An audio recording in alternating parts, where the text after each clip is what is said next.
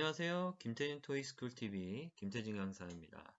오늘은 파트 7, 글의 주제는 첫 문장에서 찾자라는 주제를 가지고 같이 공부하도록 하겠습니다. 네, 질문의 유형 먼저 파악해 볼까요? 자, 첫 번째 보면 What is the purpose of the letter? 그러니까 편지의 목적이죠. purpose, 동그라미 치시고 두 번째는 Why did Jessica write this email? 왜 제시카가 이메일 썼나? 그러니까 이렇게 왜 썼냐? 왜 썼냐도 이것도 목적을 물어보는 거예요. 세 번째는 What is the main topic of the memo? 이렇게 main topic, 그죠? 주요한 주제죠. 이것도 또한 공지사항을 물어보는 주제의 질문이라고 생각하시면 되겠습니다.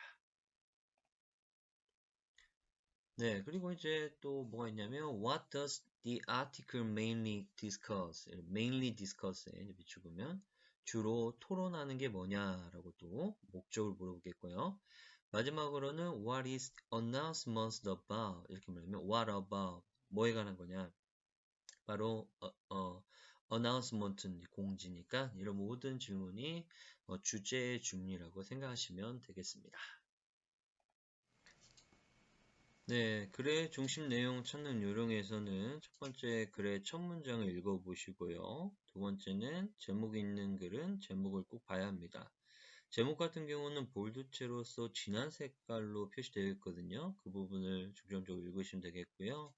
또는 이메일 같은 경우는 뭐 from to 이렇게 이름이 써 있고 아래에 re라는 단어, subject라는 단어, regarding이라는 단어를 뒤를 보면 정답 단서를 찾을 수가 있습니다. 그리고 좀 어려울 때는 세 번째는 주제 문장이 없을 때에는 문단별로 내용을 파악해서 그 맥락을 이해하면서 소구하는 게 중요합니다. 그래서 정답을 찾으실 때에는 하위적 개념이 상위적 개념으로 말바꾸기가 되니까 예를 들어 커피나 뭐 주스 같은 거가 이제 베버리지나 아니면 드링크로 바뀌고 또는 이제 리프레시먼트라고 다가류로 바뀌기도 하거든요. 그런 것들이 염두하면서 푸시면 좋고요. 공부하시면서 포괄적인 명사들을 많이 선택해 주는 것도 도움이 되겠습니다. 네, 이번에는 오답 유형 파악하기 연습을 해볼게요. 왜냐면 우리가 글을 잘 읽고 잘 이해했는데 보기를 선택하는 데 있어서 잘못 선택하게 되면 얼마나 억울하겠어요. 그렇기 때문에 총 3가지의 오답 유형을 파악하도록 하겠습니다. 첫 번째는 지문의 세부 사항을 봐야 하는데요. 특히 많은 학생들이 문제를 제대로 읽지 않고 이상하게 해석해가지고 정답을 선택하는 경우도 있으니까 조심해야 합니다. 그래서 우리가 명심해야 할 것은 문제가 요구하는 것이 무엇을 요구하는 걸 잘 파악하는 게 중요하겠고요. 자, 그리고 두 번째는 지나친 일반화 오류락에서 지문 내용에서 직접 언급한 보기가 정답이 돼요. 그래서 단서를 찾려고 해야지 그냥 상상하면서 풀면 안 되겠죠, 여러분.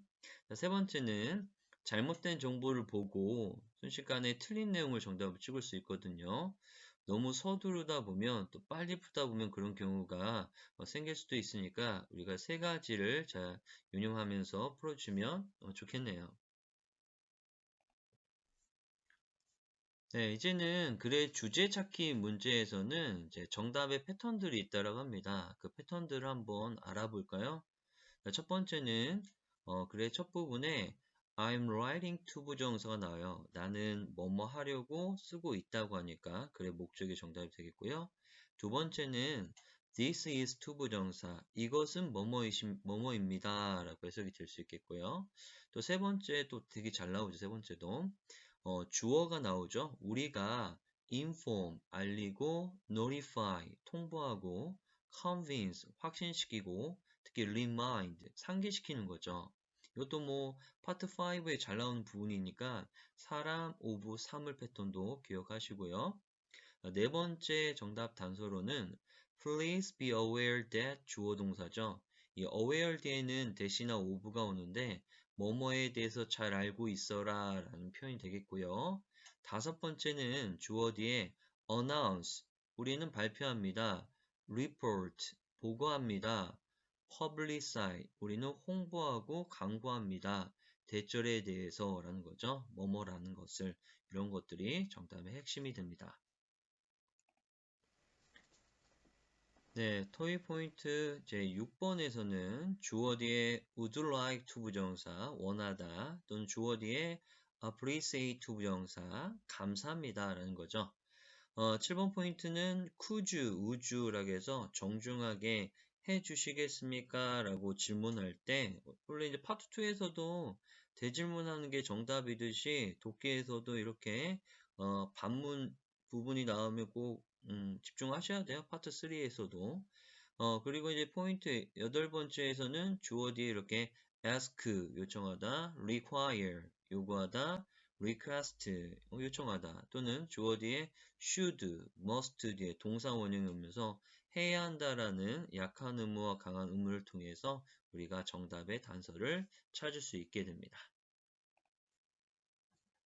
네, 이제 실전 문제를 한번 풀어볼까 합니다. 우리 같이 한번 풀어보도록 하겠습니다. 자, 같이 풀어볼까요? 자, 파트 7 문제를 풀 때에는 어떤 글인지를 먼저 파악을 하고요. 자, 문제 정도 읽으면 좋을 것 같네요. 자, 153번 같은 경우는 오늘 배웠던 대로 What is purpose니까 purpose가 목적이잖아요.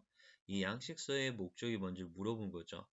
보기 ABC를 좀 읽으면 또 헷갈릴 수도 있으니까 읽지 마시고 우리 문장의 구조를 문장을 보고 한번 파악해 보죠. 이제 눈으로 한번 풀어보시고요. 눈으로 한번 풀어보시고 자, Dear White 씨에게 보내는 거죠. 쭉 읽다 보면 선생님 좀 표시를 했어요. 빠르게 좀 풀기 위해서. 봤더니 I am forwarding you the latest engineering plans 라겠죠. 나는 보내고 있다. forward 하면 이제 보내다는 거 당신에게 가장 최신식의 engineering plan 설계도를 보냈다는 거죠. 플랜이 이제 계획이라는 뜻도 있고 설계도도 있죠. floor plan 이런 표현도 있죠. 뭐를 위한 어떤 계획이냐라고 했더니 바로 construction이 중요한 단서였죠. 건설이었어요. 건설. 그래서 Parkview Expressway라고 했으니까 뭐 고속도로 정도 되겠네요. 자, 그러다가 이제 좀 눈으로 보다가 또 선생님이 제일 중요한 단서 빨간색에 표시를 해봤습니다. 한번 볼게요. I have indicated. 나는 이제 나타냈다는 거죠. 가리켰는데 in the diagram 도표죠. kindly examine.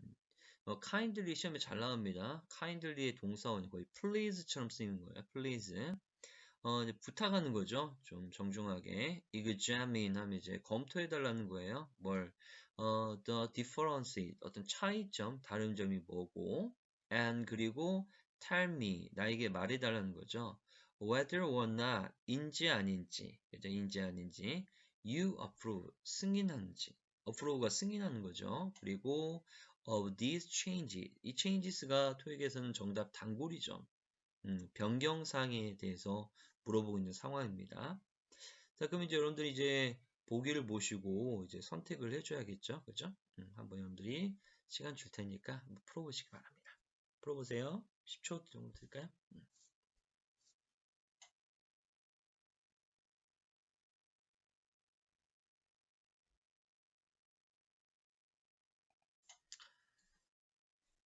네, 이제 정답은 보니까 B번인데, 우리 독해에서는 뭐 바로바로 풀리면 좋겠지만은, 우리 학생들에게 좀 권하고 싶은 방법은 보기를 보고 정답만 찍으려고 하지 말고, 우리가 이제 OX 퀴즈처럼 아니고 이게 맞고 이렇게 접근하다 보면 좀 더 괜찮은, 적절한 정답을 선택하는 게 좋은 거죠.